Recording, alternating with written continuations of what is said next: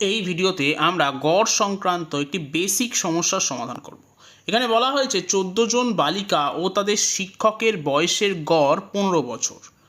অতএব 14 জন বালিকা প্লাস একজন শিক্ষক অর্থাৎ 15 জনের বয়সের গড় 15 বছর। তাহলে 15 জনের মোট বয়স হবে 15 ইন্টু 15, তার মানে 225 বছর। এখন বলা হচ্ছে যদি